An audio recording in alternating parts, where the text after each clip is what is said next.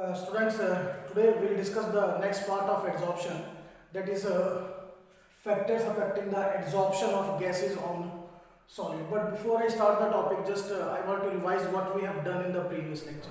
Two things you have to remember, that we have revised adsorption, and adsorption is the simple attraction and retaining the particle on the surface. Just like ये ink का particle जो है बेटा ये surface के ऊपर है, इसके बल्क में एंटर नहीं कर रहा है. And basically the adsorption is of two types, physical adsorption and chemical. Physical adsorption just like ये ink और marker के बीच का relation है, इनमें there is a weak van der Waals force, whereas in chemical adsorption there are strong chemical bond forces. Remember I think I have explained the example of rusting of iron. तो दो चीजें ध्यान में रखनी है, adsorption, then physical adsorption and chemical adsorption. So today I start with the first topic कि how the various factors they will affect the adsorption of gases, and I'll start with the first factor, that is nature of gas. First factor is nature of gas. Just listen and understand how this factor affect. तो बेटा इस चीज में देखिए that you know about TC. This is said to be the critical temperature. This you have done in the 11th class. Critical temperature is the temperature above which the gas cannot be liquefied. For example, if I will say that for a gas A, the critical temperature is 20 degrees Celsius. It means beta above 20 degrees Celsius, this gas is in the form of gas, and below 20 degree this is in the form of liquid. तो what I have defined कि ये वो temperature है जिससे above which the gas cannot be liquefied, means अगर मुझे gas को liquid में कन्वर्ट करना होगा तो 20 डिग्री टेम्परेचर तक it will be in the form of liquid, above it will present in the form of gas. तो यहाँ पर मेरे को जो फैक्टर स्टडी करना है वो डिपेंड करेगा क्रिटिकल टेम्परेचर पे. तो how it depends, just see out बेटा. तो critical temperature is clear to all of you, temperature above which the gas can not be liquefied. अब क्या चीजें ध्यान से देखिए, critical temperature is directly proportional to intermolecular force IMF.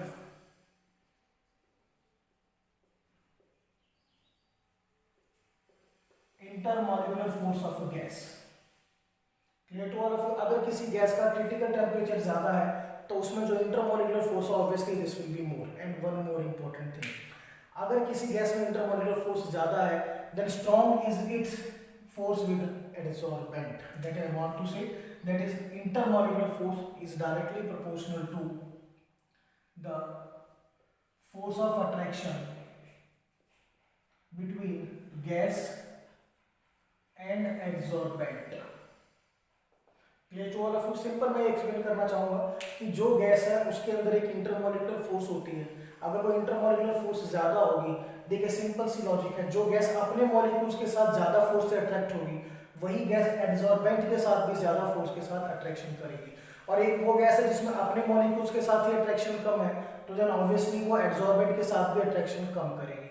तो main factor हमें क्या देख के चलना है कि अगर किसी गैस में इंटरमॉलिक्यूलर फोर्स ज्यादा है then it will be absorbed with greater force, more force with the adsorbent. और ये intermolecular force how we came to know, ये हमें पता चलेगा उसके क्रिटिकल टेम्परेचर से, because critical temperature is the measure of intermolecular force. But हम mathematically intermolecular force calculate नहीं कर सकते, हम सिर्फ क्रिटिकल टेम्परेचर से आइडिया लगा सकते हैं कि किसका इंटरमॉलिक्यूलर फोर्स ज्यादा है and which gas has the less intermolecular force. तो what will I say, conclusion of this whole is that critical temperature is directly proportional to extent of adsorption of a gas. जितना ज्यादा critical temperature होगा gas का adsorption भी उतना ही ज्यादा होगा. Am I clear to all of you? I'll give you one example. There are three gases: nitrogen gas, carbon dioxide gas and ammonia gas. Their order of critical temperature is this, कि nitrogen से ज्यादा critical temperature this will be of carbon dioxide, उससे ज्यादा ammonia. Then what will be the order of intermolecular force. देखिए intermolecular force is directly proportional to critical temperature, so same will be the order of intermolecular force. And I have told you that critical temperature is directly proportional to extent of adsorption. So extent of adsorption is again the same order, nitrogen, CO2 and ammonia. और आपको थोड़ा सा मैं वैसे बता भी दूंगा, if you remember, कि ये जो अमोनिया होता है it will have hydrogen bond force. Remember in the solution chapter on 11th maybe we have done in the chapter states of nature that if the hydrogen is bonded to nitrogen then there are strong hydrogen bond forces. These are among the strongest forces. Carbon dioxide और nitrogen में weak forces है, if you remember, C double bond O. इसमें बेटा दो dipole हैं. This is the first dipole mu1 and this is the second dipole mu2. And mu1 cancels mu2, due to which इस पे जो net dipole moment आया वो zero आया. और अगर नेट डाइपोल मोमेंट जीरो होता है that will be said to be a non polar molecule. और नॉन पोलर मॉलिक्यूल में you remember there are van der Waals forces. Which forces? Van der वाल. तो बेटा अमोनिया में कौन सी फोर्सेस है? हाइड्रोजन बॉन्ड फोर्सेस आ गई. क्लियर. देन CO2 में van der Waals forces are there. Just see nitrogen and triple bond and bond के दोनों तरफ एटम सेम है, so it will also have the dipole moment zero. So ये भी क्या हो गया बेटा? Non polar. और इसमें भी कौन सी फोर्सेस हैं? It will have van der Waals forces. तो बेटा एक चीज तो क्लियर है कि अमोनिया में स्ट्रॉन्गेस्ट फोर्सेस है हाइड्रोजन बॉन्ड, बट नाइट्रोजन और water that is carbon dioxide दोनों में वैन डर वाल फोर्स है. अब I have told you that van der Waals force WF, these are directly proportional to size or you can say surface area. तो obviously understood है कि nitrogen में एक triple bond है, carbon dioxide में दोनों both side you are having the double bond. तो size किसका बड़ा हो गया? Size of CO2 is more than nitrogen. Therefore जो वैन डर वाल फोर्स है कौन सी बेटा? वैन डर वाल VW वो किस में ज्यादा होगी? Carbon dioxide as compare to van der Waals force किस में ज्यादा होगी? CO2 as compare to nitrogen. So therefore the order comes out with this. तो ऑर्डर फाइनलाइज हुआ. इससे हमें ये भी पता चला कि ये जो क्रिटिकल टेम्परेचर है it is a exact major of intermolecular force, क्योंकि वही हमने फाइंड आउट किया. अमोनिया में हाइड्रोजन बॉन्ड, नाइट्रोजन और CO2 दोनों में वैन डर वाल, और CO2 has more surface area, it has less surface area due to which van der Waal force of CO2 is more than nitrogen. So what is the conclusion of this factor? The conclusion is clear. If the critical temperature is more, then intermolecular force is more and extent of adsorption will be more. The data is given to you by the examiner that this is the critical temperature. You have to tell that if more is the critical temperature, then this particular gas will be adsorbed more and that particular gas will be adsorbed less. So this is your first factor. Second, we will go to the second factor, that is nature of adsorbent. Just see how. Second factor is, I write the factors so that they are collectively on the board. Nature of adsorbent. Now beta, I will tell you some things regarding this now. देखिए, every adsorbent molecule has the tendency कि वो एक particular type के ही molecules को adsorb करता है. For example अगर आप चारकोल को लेकर चलें, this is charcoal. The charcoal will adsorb only what it adsorb. Charcoal will adsorb only poisonous gases just like carbon dioxide and carbon monoxide. And if in place of charcoal beta I will take platinum metal, platinum, then this platinum metal will have the tendency to adsorb non poisonous gases just like you can say oxygen, nitrogen. And one more example I will give it to you. Silica gel. Silica gel absorb only water molecules. So this factor clearly says कि जो adsorbent है, हर एक adsorbent में every adsorbent has its own tendency to absorb a particular type of molecules. We have written, so I have written three adsorbents: platinum, charcoal, and silica gel. And this is clear that platinum absorb non-poisonous gases, charcoal absorb poisonous gases, and therefore it is used in gas masks. I will discuss in later in particular that examples. And silica gel adsorb the water molecules. So this is the nature of adsorbent. In short, every adsorbent has its own tendency to adsorb a particular type of molecules. They may be the water molecules, they may be the poisonous gas molecules, or they may be the non-poisonous gas molecules. Next beta, third is surface area of adsorbent. Third factor, surface area of adsorbent. Now listen one thing beta. All of you know जो adsorption होता है वो कहाँ पर होता है? This occur on the surface. तो similar सा logic है जैसे out. Suppose this is the adsorbent. Clear? तो this is the surface area. Adsorption occur on this surface, and on this surface suppose 1, 2, 3, 4, 5 molecules can be adsorbed. Am I clear? How many molecules can be adsorbed? 5 molecules. But if I increase the surface area, how I increase? Just see out. I simply make it rough this way. This way. If I make the surface rough, then the surface area is increased. Now see how many molecules are adsorbed. 1, 2, 3, 4, 5, 6, 7 molecules are adsorbed. So what happens beta? Whenever you increase the surface area, just see out. The size of molecule is same. सिर्फ मैंने क्या किया? This is a plain surface. मैंने उसको rough कर दिया. Rough करने से क्या होगा? The surface area increases. Surface area increase होगा तो ज्यादा स्पेस मिलेगी मॉलिक्यूल्स को एब्जॉर्ब होने के लिए, और ज्यादा से ज्यादा मॉलिक्यूल्स क्या होंगे? एब्जॉर्ब होंगे. सो व्हाट विल आई से? Surface area of absorbent. If surface area increases, then number of molecules adsorbed increases, and hence extent of adsorption also increases. Point clear? अब एक क्वेश्चन राइज होता है कि हमें सरफेस एरिया इंक्रीज कैसे करें.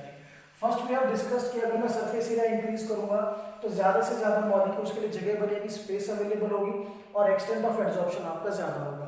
But there is a question, that is how will I increase the surface area. हम surface area को कैसे इंक्रीज करेंगे? बहुत सिंपल सा तरीका है बेटा. फर्स्ट आपने देख ही लिया, to make the surface rough. हमने सरफेस को रफ किया बाय मैकेनिकल रबिंग. अगर हम किसी चीज को रब करेंगे तो रब करने से क्या होगी? जो प्लेन सरफेस है that will be converted into rough surface, और रफ सरफेस में ये अप एंड डाउन होंगे due to which the surface area increases. Second is if I make the surface porous. Porous in the sense it's very important. Just see out. Suppose बेटा this is a plane surface. अगर मैं इसमें holes कर देता हूं, holes in the sense see out, this I made the holes in that this way. This is the holes now.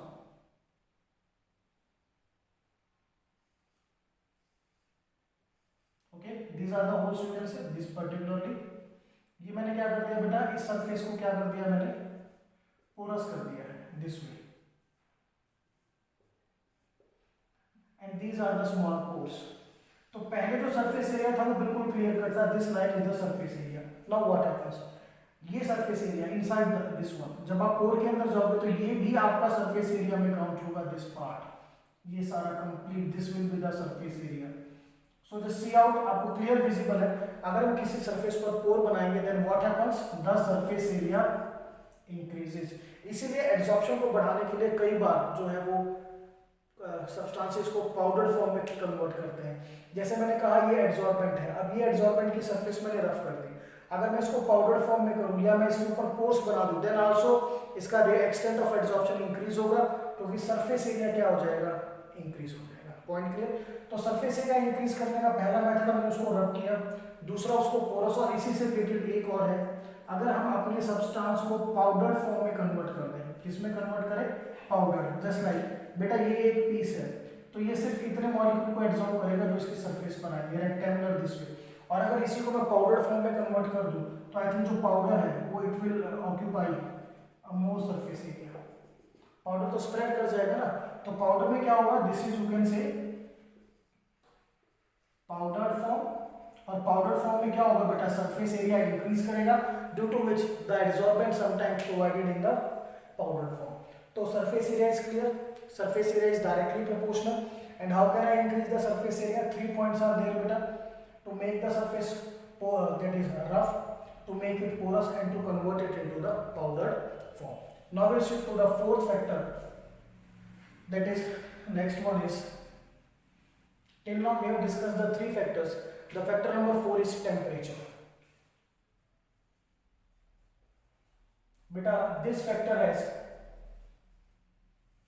different explanation in terms of physical adsorption as well as chemical adsorption. तो इस factor को बेटा हम दो part में study करेंगे. First we will study in physical adsorption, that is also said to be physisorption, and second we will study in chemical adsorption, also said to be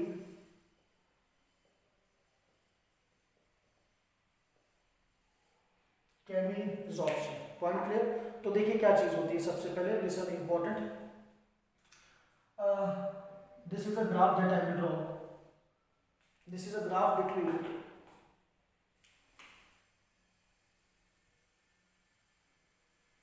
x by m. This x is amount of adsorbate, whereas beta m is amount of adsorbate, and this x by m, this is said to be extent of adsorption. क्या कहेंगे इसको? extent of adsorption. और यहाँ पर हमें लेना है temperature को on this axis. So we'll make a plot of graph between the extent of adsorption and temperature. और इस पूरे प्रोसेस में हमें प्रेशर को क्या रखना होगा? कांस्टेंट. तो जब भी हम एक्सटेंट ऑफ एड्सॉर्प्शन को टेम्परेचर के अगेंस्ट स्टडी करेंगे at constant pressure, that is said to be the, you can say, adsorption isobar. What will I say? Adsorption isobar. Now what is the meaning of adsorption isobar? It is the variation of x by m. किसका variation? Extent of adsorption versus temperature at constant pressure. किस पे बेटा? Constant pressure पे. Isobar, bar is the unit of pressure, therefore isobar means same pressure और constant pressure. तो ये दोनों तरफ हमें स्टडी करना है, फिजिकल में भी और केमिकल में भी. जस्ट एक बार यहाँ भी ग्राफ प्लॉट करते हैं, जैसे आप.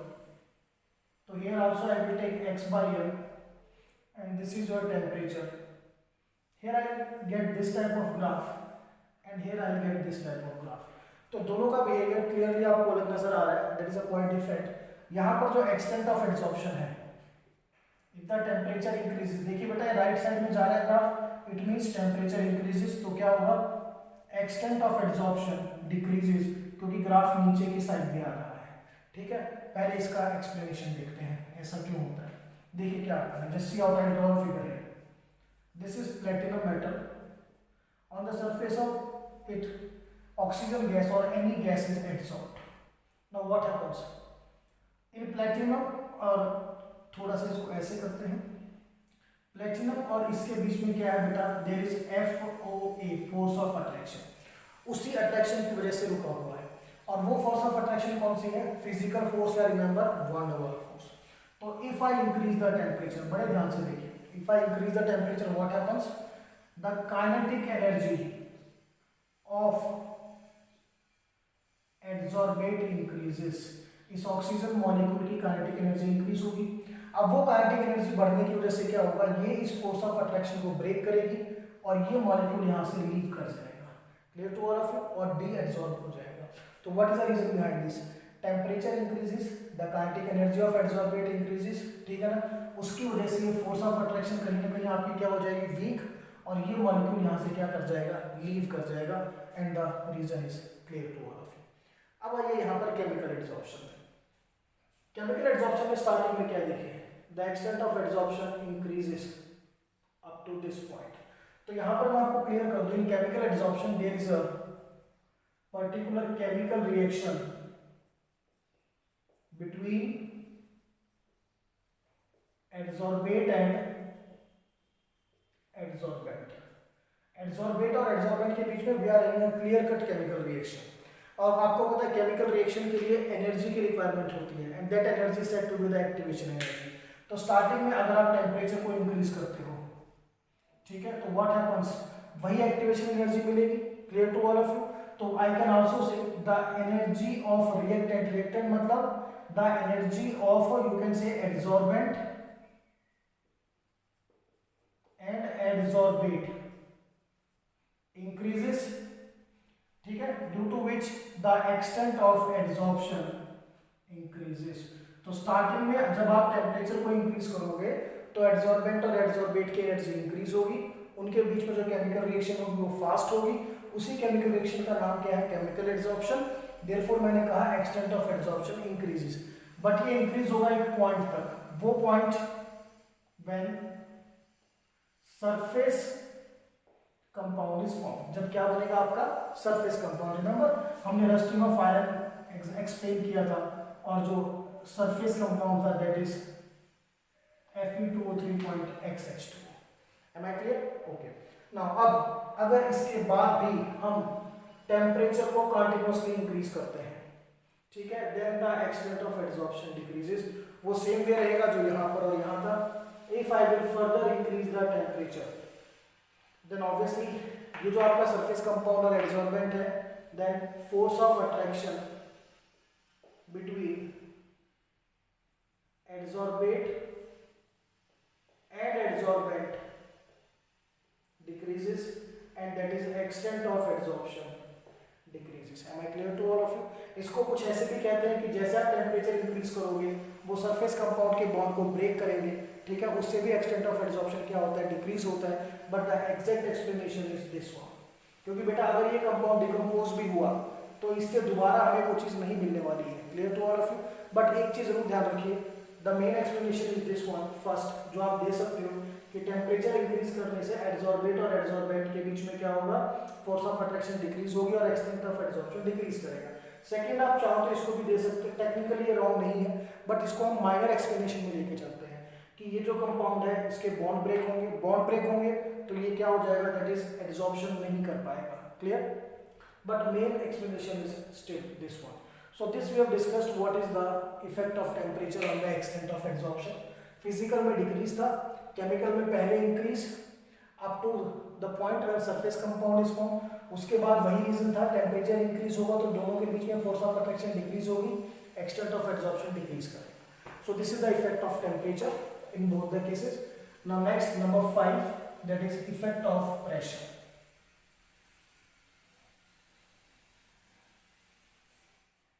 Effect of pressure.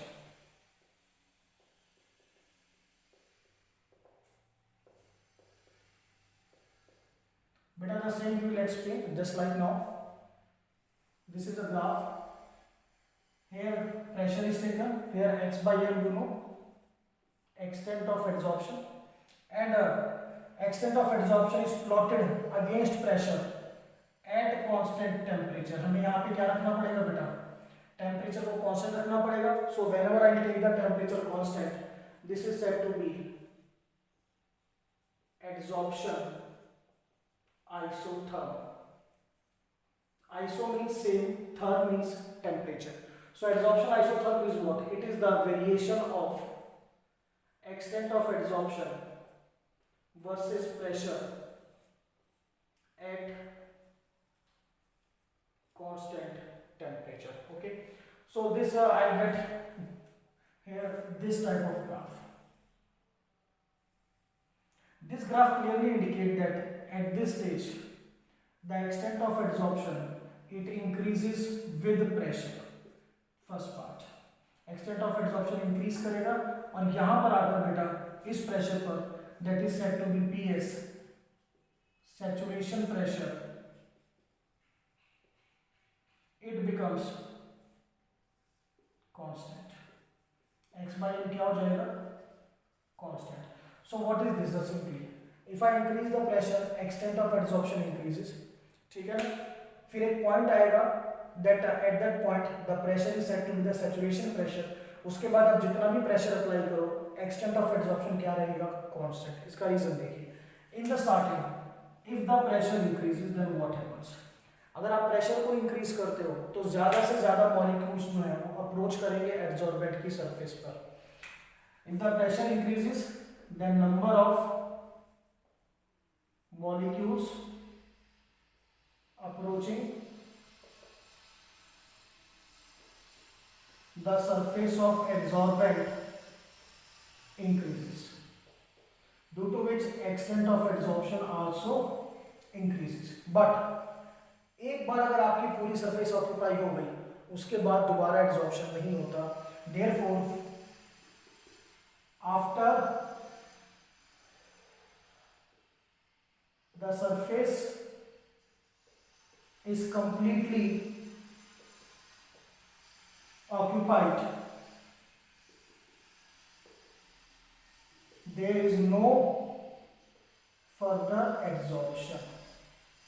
तो उसके बाद आप कितना भी प्रेशर इंक्रीज करो आपका एड्सॉर्प्शन नहीं होगा। The extent of adsorption comes out to be always constant. तो ये कांस्टेंट क्यों होता है, क्योंकि सरफेस ही नहीं बची गैस मॉलिक्यूल्स को एड्सॉर्ब कराने के लिए, और ये जिस प्रेशर पे स्टार्ट होता है that is said to be the saturation pressure. So this is about we have discussed the effect of pressure. Now next we will discuss and the last factor is that is activation of adsorbent. That is very important, activation of adsorbent. You can say this is a factor or a topic. Activation of adsorbent. Now what is the meaning of activation of adsorbent? देखिए बेटा, ये एक adsorbent है। Any adsorbent आप इसको चाहे charcoal assume कीजिए या व्हाटसोएवर, आपको जो भी आपको इसे एज्यूम करना डजंट मेक एनी डिफरेंस। इसको किसी भी तरह से इसके एक्सटेंट ऑफ एड्सॉर्प्शन या इसकी एड्सॉर्प्शन पावर को इंक्रीज करना। क्या करना? I have to increase its adsorption power. That process is said to be the activation of adsorbent. So define कैसे करेंगे? Activation of adsorption is the process by which the ability of adsorbent to adsorb molecules increases। ठीक है ना, उसकी power को increase करना है ताकि सो दैट मैक्सिमम से मैक्सिमम या यू कैन से मोर नंबर ऑफ मॉलिक्यूल्स को वो क्या कर सके, एड्सॉर्ब कर सके। तो इसके करने के लिए हमारे पास वेरियस वेज है, वेरियस वेज, ठीक है ना, for the activation. So what are the various ways? Number one that we will discuss is mechanical rubbing. First method is mechanical rubbing. अभी हमने डिस्कस भी किया था बेटा, अगर आप किसी को रब करोगे, रब करने से क्या होगा, उसकी जो प्लेन सरफेस है that plane surface is converted into rough surface,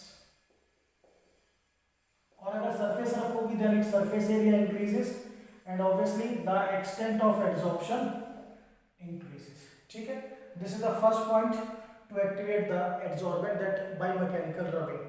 secondly, we can also increase by make it porous there or convert it into which form, powder form। ठीक है, ये भी हमने डिस्कस किया था। दिस इज द लाइन, अगर यहाँ पे आप एक पोर कर देंगे तो ये कुछ इस तरह से इतना सरफेस एरिया उसका इंक्रीज कर जाएगा, और सरफेस एरिया इंक्रीज करेगा तो obviously what happens, extent of adsorption भी इंक्रीज करेगा। और पाउडर फॉर्म भी आई हैव टेल यू कि suppose this is the adsorbent, इसका सरफेस एरिया बेटा ये है, अगर आप इसे पाउडर फॉर्म में कन्वर्ट करोगे तो ये ऑब्वियसली बहुत ज़्यादा सरफेस एरिया ऑक्यूपाई करेगा। Now this will surface area increases due to conversion into the powder form, then obviously extent of adsorption भी क्या होगा, इंक्रीज हो जाएगा। तो ये भी मेथड हम यूज कर सकते हैं। थर्ड जो मैं डिस्कस करूंगा दैट इज समटाइम्स क्या होता है बेटा, आपकी सरफेस जो है एड्सॉर्बेंट की पहले से ही ऑक्यूपाइड है गैसेस, तो उन गैसेस को हटाना भी जो पहले से एड्सॉर्ब्ड है that is also came into the activation of adsorbent. तो ये हम कैसे करते हैं? We will heat in vacuum और हीट इन सुपर हीटेड में हीट करो या सुपर हीटेड स्टीम में हीट करो तो क्या होगा, just see I explain with the help of diagram.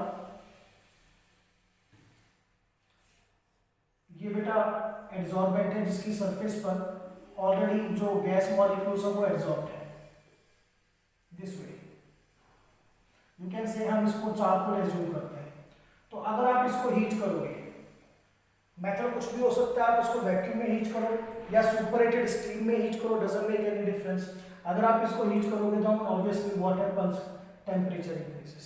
Temperature increase होगा तो ये जो आपके मॉलिक्यूल्स हैं इनकी काइनेटिक एनर्जी इंक्रीज होगी, kinetic energy increases due to increase in kinetic energy. इसके और चारकोल के बीच में जो फोर्स ऑफ अट्रैक्शन है, force of attraction decreases between adsorbate and adsorbent, clear to all? और फोर्स अगर डिक्रीज होगी तो ये मॉलिक्यूल्स इसको लीव कर जाएंगे, they will leave the surface of adsorbent, the process is desorption. So what I have discussed is the temperature increases, kinetic energy increases, force of attraction decreases, and molecules leave the adsorbent. और अगर ये molecules चले जाएंगे तो obviously जो आपका adsorbent है वो दोबारा से क्या हो जाएगा बेटा, इट बिकम फ्री। अब इसकी सरफेस कंप्लीटली क्या होगी, फ्री होगी, तो again it become ready for the adsorption. So this we have discussed the activation of adsorption, and this all we have discussed the factors affecting the adsorption of gases on solids. Clear to all of you? Basically beta we have discussed 5 factors, थोड़ा ध्यान से इनको करना है, reasoning is very important. Now we'll do one more topic today, that is practical applications of adsorption. That is also an important topic. Practical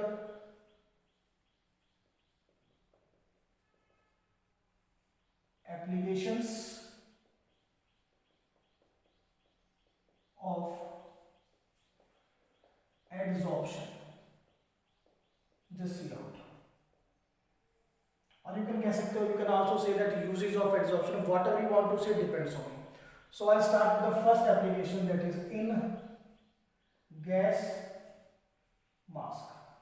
So beta what happens here, gas mask is an instrument that is like this.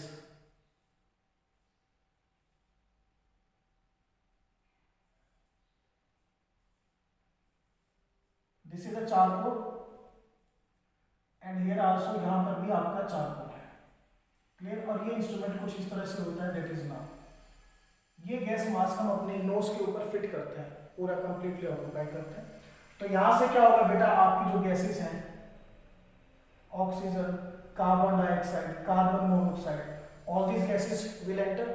Now what happens, charcoal has the tendency to absorb poisonous gases.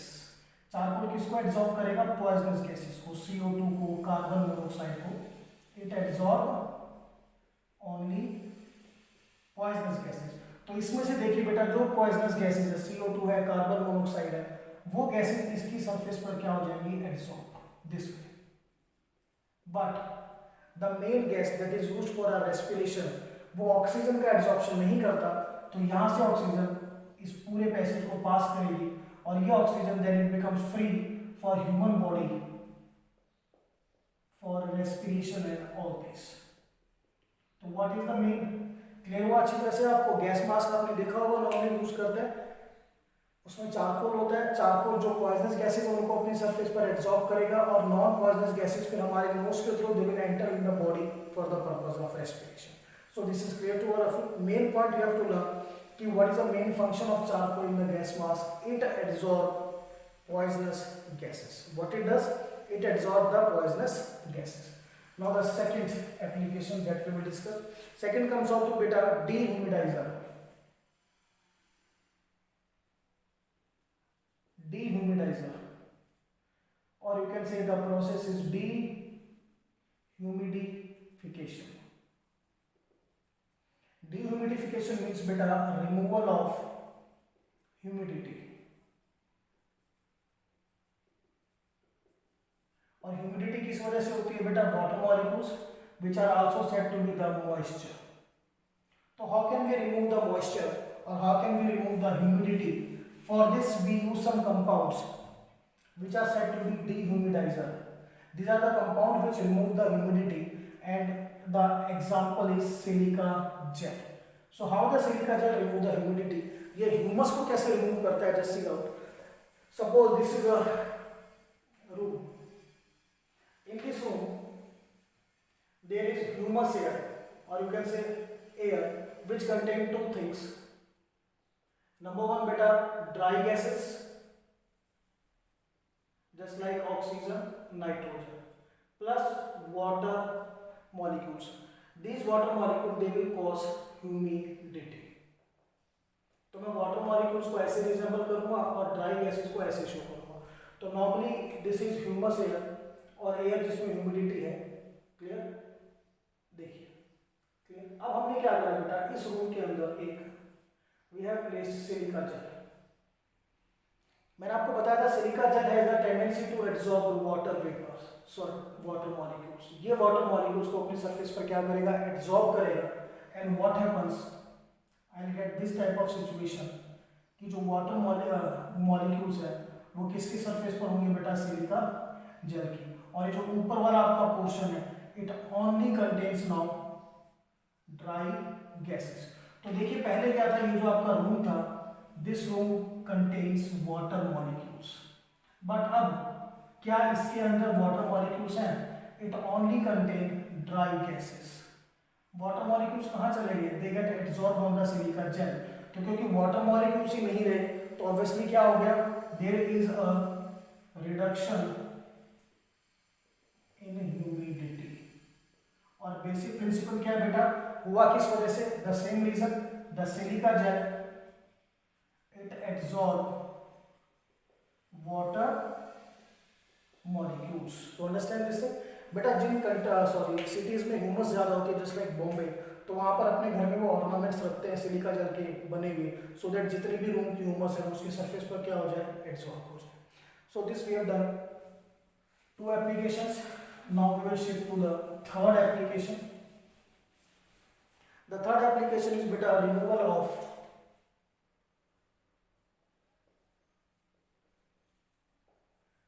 coloring material from solutions.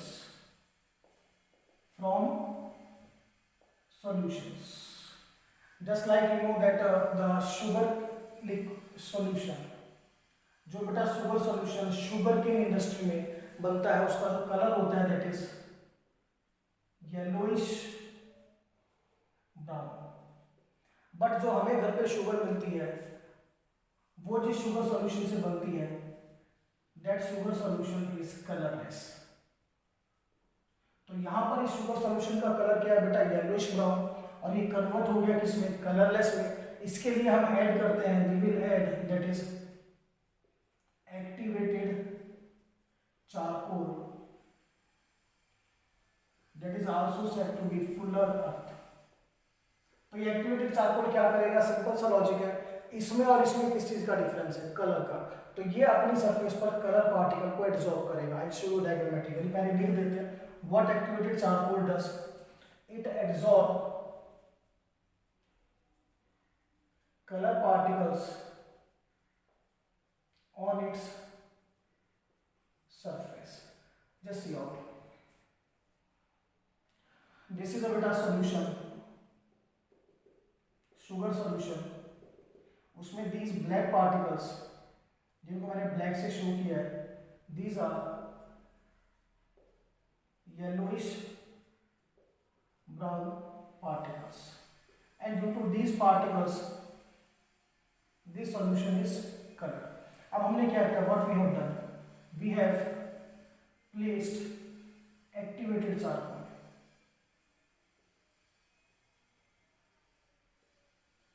What activated charcoal does, ये solution में से जो coloured particles हैं उनको अपनी surface पर क्या करेगा? एब्जॉर्ब करेगा.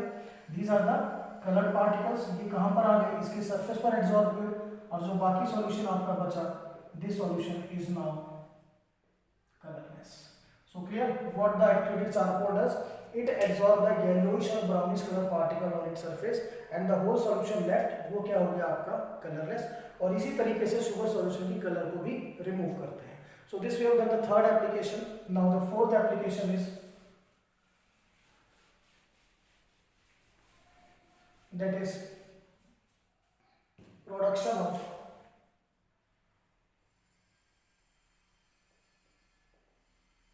high vacuum. But all of you know vacuum is a space where there is no gas. ऐसी स्पेस क्रिएट की जाती है जहाँ पे गैस ना हो, तो कैसे बनती है देखिए सी जैसे पूरा प्रोसेस आपको बताते हैं। सपोज ये रूम है, इस रूम में से गैसेस को निकालना है, तो स्टेप 1 वो क्या करेंगे, what they will do, they will use vacuum pump. Vacuum pump क्या करेगा, इट रिमूव्स गैसेस।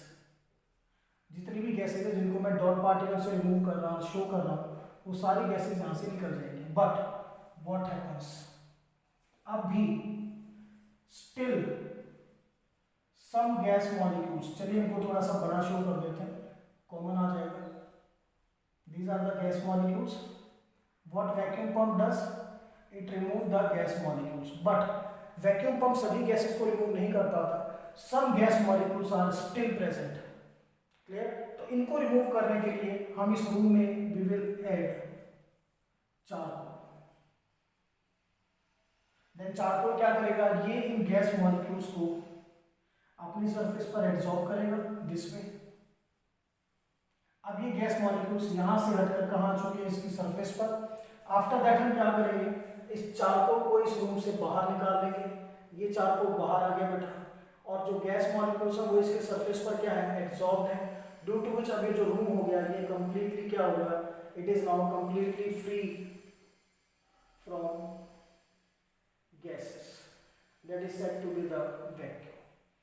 तो अगर आपको हाई वैक्यूम क्रिएट करना है, तो हाई वैक्यूम क्रिएट करने के लिए वी नीड चारकोल, क्योंकि ये बची हुई गैसेस को भी क्या करता है, एब्जॉर्ब कर लेता है। ठीक है, so this we have done the fourth property, और you can say fourth application.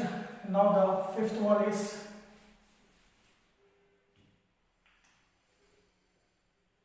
separation of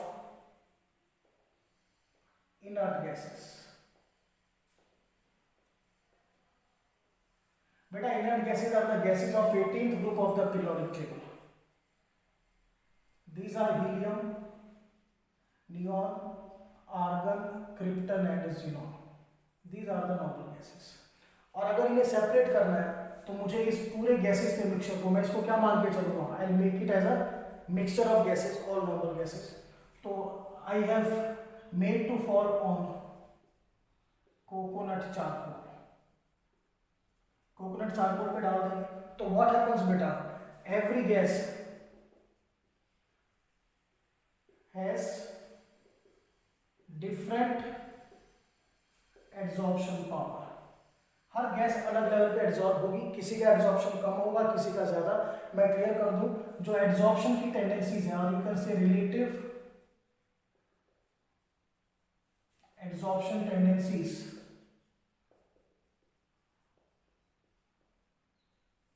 वो इन गैसेस के इस ऑर्डर में आएगी, हीलियम, नियॉन, आर्गन, क्रिप्टन और ज़ीनॉन।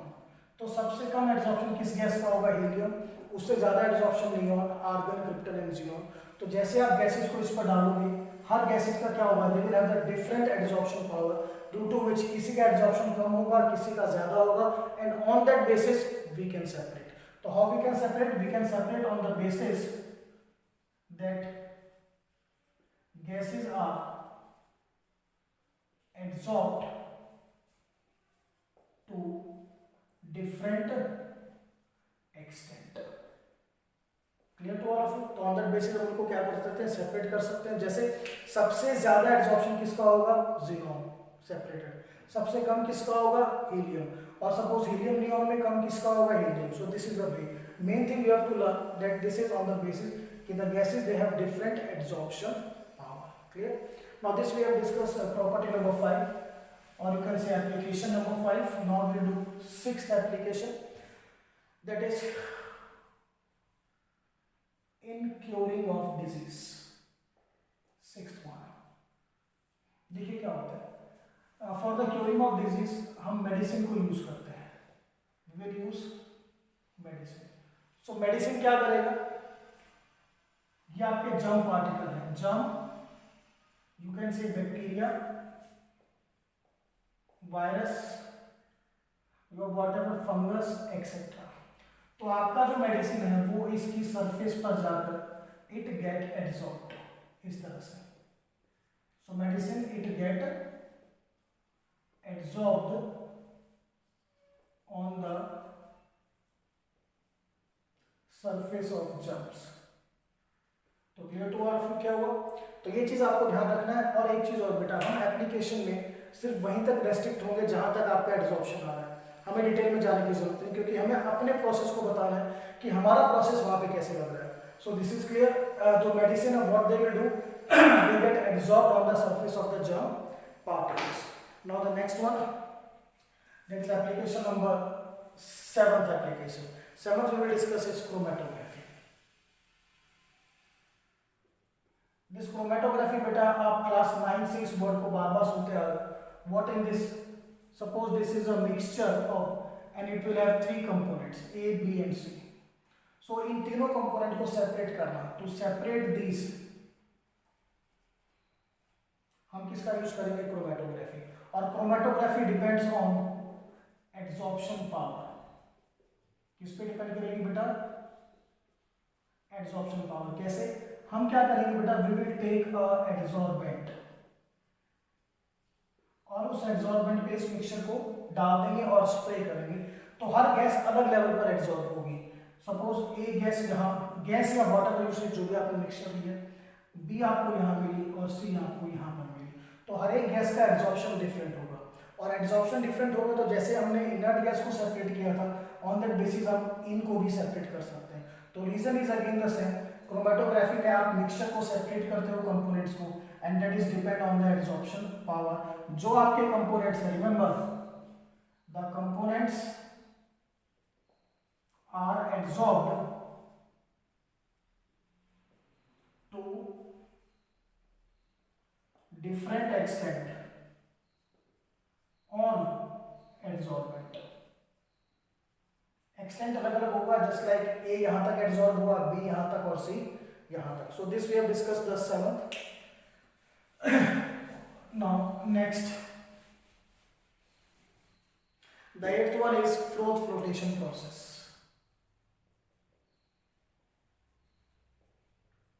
Froth flotation process बेटा अगेन आई सेड यू, हमें फ्रोथ फ्लोटेशन प्रोसेस से कुछ नहीं करना है, हमें देखना है कि हमारी प्रॉपर्टी फ्रोथ फ्लोटेशन में कैसे हेल्पफुल है। तो जो फ्रोथ फ्लोटेशन प्रोसेस है, it is basically for sulphide ores. Sulphide ores just like CuFeS2, ZnS etcetera. तो सल्फाइडोर में टेंडेंसी होती है that the sulphide ore they get absorb this way, absorb on the surface of pine oil.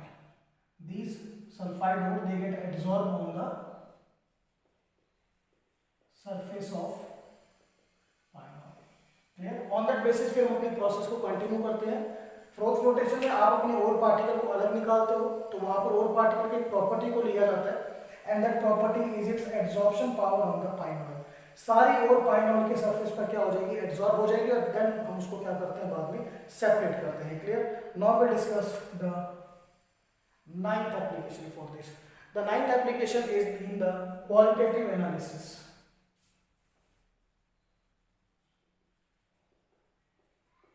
Qualitative analysis of salts. Remember beta, in the chemistry lab we have done कि तो qualitative analysis means कि आपको अपने salt में cation और anion के test करने होते हैं।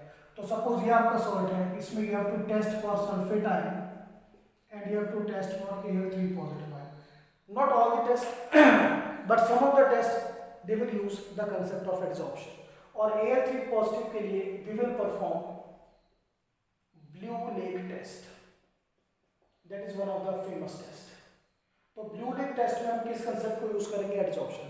नो डाउट सल्फेट के लिए टेस्ट होगा, बट वो टेस्ट आपका एड्सॉर्प्शन पे डिपेंड नहीं होगा, बिकॉज हर टेस्ट में एड्सॉर्प्शन नहीं होता। तो ब्लू लेक टेस्ट में क्या करते हैं, what happens, This is a blue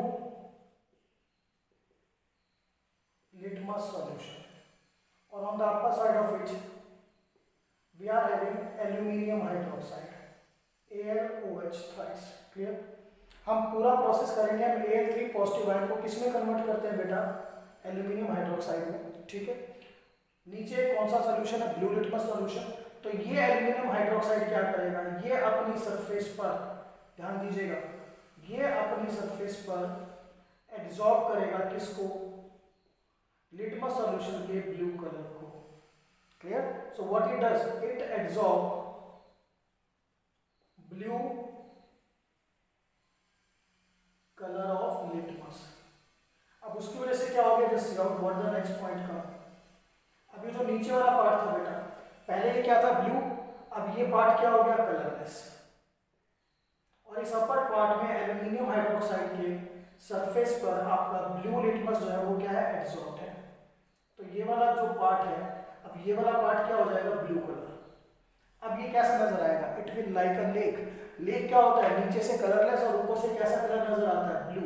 तो ये जो अपीयरेंस आएगी, this appearance is just like a blue lake. But main basic क्या है? Aluminium hydroxide absorb the blue color of the litmus solution, due to which the upper side becomes blue color and lower side becomes colorless, and this whole will appear like a blue lake. So this is the chemistry behind the blue lake test. Now we will perform the next 10th application. 10th application, that is in case of volumetric analysis. Students, we move on the volumetric analysis, जिसमें आप थोड़ा titration और pipette वगैरह use करते हो। इसमें क्या होता है? एक्चुअली हम दो कंपाउंड्स के बीच में रिएक्शन कराते हैं, A and B, and they will form precipitate at end point. एक एंड पॉइंट आता है, उस एंड पॉइंट पे क्या बनता है? प्रेसिपिटेट। क्लियर? और इस एंड पॉइंट को आइडेंटिफाई करने के लिए, to identify the endpoint, we use dyes, just like eosin dye or fluorescent dyes. तो ये कैसे वर्कआउट करते हैं? देखिए, एंड पॉइंट पर क्या बनेगा बेटा? प्रेसिपिटेट बनेगा। सपोज ये प्रेसिपिटेट बन गया आपका। Precipitate you know just like AgCl whatsoever it is. तो ये जो आपकी डाई है, ये डाई इसकी सरफेस पर एब्जॉर्ब हो जाएगी this way. This is the precipitate, this is the dye, and this dye gets adsorbed on the surface of precipitate, due to which ये पूरा का पूरा precipitate it becomes colored, and this color is the, you can say, indication of end point. You know end point पे colour आते हैं, जैसे pink आ गया normally. सो वो end point का कलर हमें कैसे पता चलता है? जो भी आप इंडिकेटर यूज करोगे, उस इंडिकेटर में डाई होती है, और वो डाई आपके पीपीटी की सरफेस पर क्या करेगी? एब्जॉर्ब होगी, ड्यू टू विच उस सॉल्यूशन का एक पर्टिकुलर कलर आ जाएगा, और we know that our end point is reached. Clear? चलिए, now the application number 11। The 11th application is ion exchange resins. But a student, in the 11th class we have done about hard water. Hard water is the water which contains some ions which are responsible for its hardness, just like Cl negative ion, SO4 2 negative ion, then bicarbonate ion, Ca2 positive ion and Mg2 positive ions. बेटा ये ions किसके लिए responsible है? Hardness के लिए। Hardness को remove करने के लिए हम कुछ कंपाउंड ऐड करते हैं। These are said to be ion exchange resins. These are the compounds added to remove hardness of water. तो ये कंपाउंड्स क्या होते हैं बेटा? इन कंपाउंड्स में they are having some groups just like COOH group, SO3H group or NH2 group. Technically speaking, they will have two type of groups, acidic or basic. तो what happens now? अब जब आप इनको हार्ड वाटर में enter करोगे तो ये जो आयंस हैं ये इनकी सरफेस पर क्या हो जाएंगे? Absorb. These ions SO4, HCO3 negative, Ca2 positive, they will adsorb on the surface of this, and this is the way that the hardness is removed. So what is the main point? The ions adsorb on the surface of resins, clear, and can be removed. For उनको क्या करते हैं बेटा, हम उनको remove कर देते हैं. So this is the 11th application. Now we'll do the last 12th application, that is heterogeneous catalysis.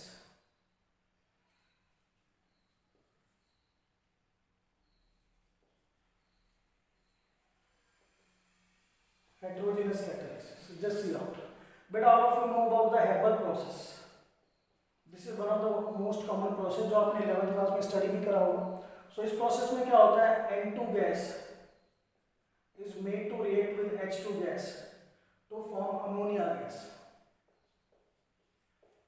N2 plus thrice H2 giving you twice. और यहाँ पर जो कैटलिस्ट आप यूज करते हो that is iron salt. Now catalyst, you know, any substance that increases the speed of reaction, वो substance जो किसी भी रिएक्शन की स्पीड को इंक्रीज करेगा, that is said to be the catalyst. So इनकी स्टेट देखिए, द स्टेट इज गैस और इसकी स्टेट है सॉलिड. तो ऐसे प्रोसेस को हम क्या बोलते हैं, हेटेरोजेनस कैटालिसिस, जिसमें कैटलिस्ट और आपके मॉलिक्यूल की स्टेट क्या होगी, डिफरेंट. अब ये वर्कआउट कैसे करता है, heterogeneous catalysis, it work on the principle of adsorption. How, just see out. This is the iron adsorbent. First, what happens? These nitrogen gas and hydrogen gases, they are diffused toward the surface of iron. Surface पर आएंगे, diffuse होंगी, और वहां पर ये क्या हो जाएंगे बेटा, nitrogen hydrogen, they get adsorbed. Point clear? First they get diffused and adsorbed. फिर ये यहाँ पर रिएक्शन करेंगी and they convert into the products, और फिर ये गैस यहाँ से दोबारा से that it will leave the surface of iron, that is deadsorption. What is deadsorption? So what is the main process of the heterogeneous catalysis? Catalyst आपको surface provide करेगा for the reaction. पहला gases आएंगी, surface पर adsorb होंगी, on that surface they are converted into the product, and finally they will leave the surface. So beta, this all we have done, that is the, you can say, applications and factors of adsorption. And you have to see that particularly. मैं कहूँगा कि आपको application में उतना ही detail करना है जहाँ पर एडसॉर्प्शन आता है, उससे ज़्यादा फर्दर जाने की जरूरत नहीं. No need to go in the detail कि व्हाट इज दिस. हमें सिर्फ इतना बताना है कि ऑन द एप्लीकेशंस हमारा एडसॉर्प्शन कहाँ पर है.